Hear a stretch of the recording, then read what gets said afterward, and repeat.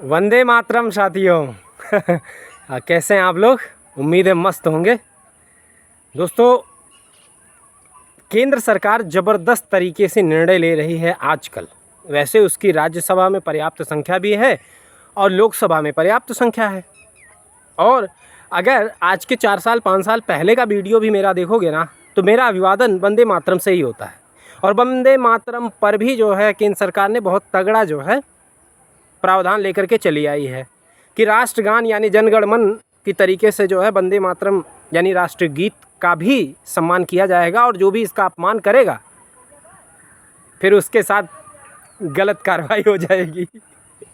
तो बहुत बड़ा वर्ग जो है इससे परेशान भी हो सकता है और पूरा भारत खुश भी हो सकता है, क्योंकि आज़ादी का नारा ही वंदे मातरम से युवाओं में जोश भरता था, क्रांतिकारियों में जोश भरने का काम किया था। तो वंदे मातरम पर बहुत अच्छा निर्णय लिया है योगी जी और मोदी जी की सरकार ने। और एक सबसे बड़ा अभी कुछ दिन पहले निर्णय लिया कि SC/ST कैटेगरी में जो है क्रीमी तय ना हो, इसके लिए केंद्र सरकार की सामाजिक न्याय एवं अधिकारिता मंत्रालय ने सुप्रीम कोर्ट में हलफनामा दायर करके ये अपना जवाब दिया कि जी जो है SC/ST में आरक्षण में किसी भी प्रकार का क्रीमी लेयर नहीं होगा, क्योंकि ये जन्मजात जो है इनको आरक्षण की ज़रूरत है और मृत्युपरांत भी ज़रूरत है। भले ही वो अपनी जीवन की पूरी यात्रा में न जाने कितना भी विकास कर लें, कितने भी उच्चतम पद पे पहुंच जाएं, तो भी क्रीमी लेयर की कोई ज़रूरत नहीं है। कोई बात नहीं, 2% भी सरकारी नौकरियां हैं नहीं, उन्हीं 2% में आरक्षण का पूरा खेल चल रहा है। ठीक है, तो ये अलग बात है कि केंद्र सरकार की जो है ये मंत्रालय ने जो है वहाँ अपना जवाब दाखिल किया और इससे SC/ST समाज बहुत ज़्यादा प्रसन्नचित है। होना भी चाहिए, उनका अपने नज़रिए से उनको अपना फ़ायदा नज़र आता है तो प्रसन्नचित होना ही चाहिए। और मैं तो प्रसन्न हूँ ही। मुझे क्या फ़र्क पड़ता है, मैं प्रसन्न हूँ, मुझे कोई फ़र्क नहीं पड़ता है। आरक्षण ले रहा है कोई या नहीं ले रहा है, मुझे ज़रूरत ही नहीं है उसकी। चलिए, आज की नई ताज़ा खबर और भी है, और केंद्र सरकार मेहरबान भी है SC और ST समुदाय के लिए। वैसे तो बहुत तगड़े डिसीजन ले रही है, और अभी आज की न्यूज़ है कि केंद्र सरकार ने SC/ST एक्ट के तहत जो SC/ST समुदाय को मुआवजा दिया जाता था, वो मुआवजा 40% बढ़ा दिया गया है। ये पिछली बार 2016 में बढ़ा था और अभी 10 साल बाद 2026 में फिर 40% बढ़ाया गया। यानी कि इस समय अगर कोई मुआवजा पाएगा तो उसकी न्यूनतम धनराशि जो होगी 1 लाख होगी और मैक्सिमम यानी अधिकतम जो होगी वो 12 लाख रुपए होगी। ठीक है, तो ये देखा जाए तो SC/ST के लिए सरकार ने बहुत बड़ा जो है प्रोविज़न किया है। आप देख सकते हैं कि लगभग जो है हर थानों के लिए जो है एक स्पेशल थाने में जो है प्रावधान किया जाएगा, और कुछ थानों के लिए लगभग जो है कुछ थानों के लिए यानी 181 जो है SC/ST थाने की व्यवस्था की गई है। बाकी SC/ST को जो है ये मुआवजा दिया जाएगा। वैसे इसमें भी मुझे कोई फ़र्क नहीं पड़ता है, बहुत ज़्यादा दे दो या बहुत कम दे दो, मुझे अपने जेब से थोड़ी ना देना है कि नहीं। लेकिन हाँ, इसमें एक बातें मैं अपनी तरफ से जोड़ना चाहूँगा। SC/ST एक्ट में जो मुझे कमियां दिखती हैं वो मैं ज़रूर आपसे बताना चाहूँगा। वैसे केंद्र सरकार मेहरबान है और आप खुश हैं, तो आपकी खुशी में मेरी भी खुशी है। लेकिन मेरा कुछ पॉइंट पे विरोध है। पहला एक विरोध ये है कि बिना आरोप सिद्ध हुए, बिना आरोप तय हुए किसी भी व्यक्ति की मात्र जो है आरोप लगा देने से जो है किसी की गिरफ्तारी कर लेना, और गिरफ्तारी करने के बाद उसको जेल में डाल देना और तब तक उसको जेल में रखना जब तक पूरी तरीके से न्याय जो है पूर्ण नहीं होता, आरोप सिद्ध या असिद्ध नहीं हो जाता है।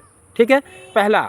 दूसरा जो है, यदि कोई भी SC/ST वर्ग का SC/ST वर्ग का जो एक्ट लगता है ना, वो केवल सामान्य पर नहीं लगता है, इसलिए कोई भ्रम में मत रहिएगा। जो 80-20 का जो है कैलकुलेशन करते हैं ना कि 80% वालों को 20% ने खाने नहीं दिया, पीने नहीं दिया और पढ़ने नहीं दिया। तो ये 80% वाले ओबीसी मेरी तरफ आ जाइएगा, मैं आपकी बात कर रहा हूँ, क्योंकि सबसे ज़्यादा जो है SC ST एक्ट में जो है परसेंटेज जो है ओबीसी समाज का ही है। ठीक है। और दूसरी बात जो है, इसका कन्विक्शन रेट यानी दोष सिद्धि का रेट जो है वो 15 से 20% है।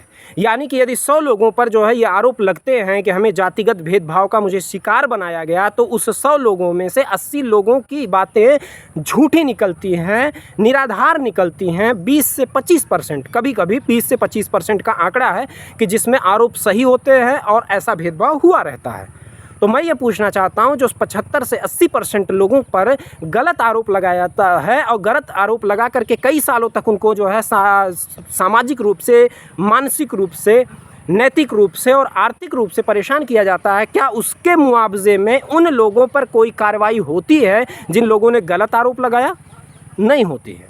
यही हमारे देश की सबसे बड़ी अव्यवस्था है कि गलत आरोप लगाने वालों पर, गलत FIR कराने वालों पर, गलत बयान देने वालों पर, झूठे गवाही देने वालों पर कोई कड़ी प्रावधान का सज़ा नहीं है।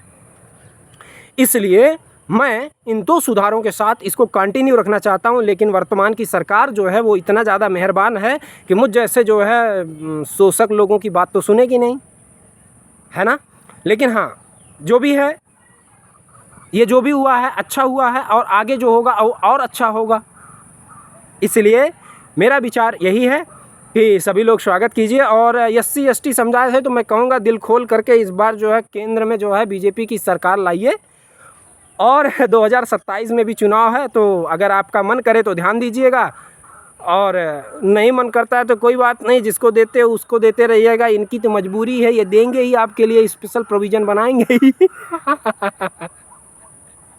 हाँ, इनके लिए जो है चुनाव और जो है ये सब चीज़ें चलती रहेंगी। समाज अपना काम करेगा, हम अपना काम कर रहे हैं। लेकिन एक चीज़ बोलना चाहूँगा कि SC ST समुदाय के लिए जो है ये वर्तमान सरकार बहुत ज़्यादा जो है अनुग्रहित है, और ऐसी सरकार शायद अभी तक के मतलब जब से देश आज़ाद हुआ है ऐसी कोई सरकार नहीं हुई होगी जो SC ST समुदाय के लिए इस तरीके का काम कर रही हो।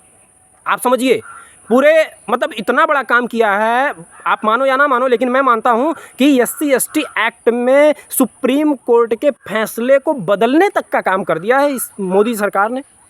सोचिए, सुप्रीम कोर्ट जिसकी कोर्ट के आदेशों के लिए जो है करोड़ों के स्पेंडिंग है, अगर उसका आदेश भी आ जाए तो भी केंद्र सरकार ने उसको पलट करके ऐसे जो है पुराने तरीके से कर दिया है कि आरोप लगा है तो गिरफ्तारी होगी, वो बाद में देखा जाएगा कि आरोप सही है या गलत है। ठीक है, जबकि सुप्रीम कोर्ट का यही आदेश था कि पहले आप जो है मामले की छानबीन कीजिए, जांच कीजिए, अगर आरोप सही पाते हैं तो अगले की गिरफ्तारी कर लीजिए। लेकिन नहीं, वो झूठ बोला हो या सही बोला हो, पहले गिरफ्तारी करके उसको अंदर डालो, बाद में इन्वेस्टिगेशन होती रहेगी। और इसी केस में विष्णु तिवारी ने कई सालों तक जो है फ्री में जेल के अंदर रहा, बाद में पता चला कि वो तो निर्दोष था। तो दोष जिसका था, जिसने गलत आरोप लगाया था, क्या वो दोषी है? न्यायालय की नज़र में तो दोषी होना चाहिए, बट ऐसा भारतीय न्यायालय में, भारतीय न्याय व्यवस्था में ऐसा कोई प्रोविज़न नहीं है कि गलत आरोप लगाने वालों पर या SC ST की फर्जी मुकदमेबाजी करवाने वाले पर किसी भी प्रकार का आर्थिक दंड दिया जाए। मैं ऐसी मांग करता हूँ। बाकी आप सबके लिए जय भीम, जय भारत, जय संविधान।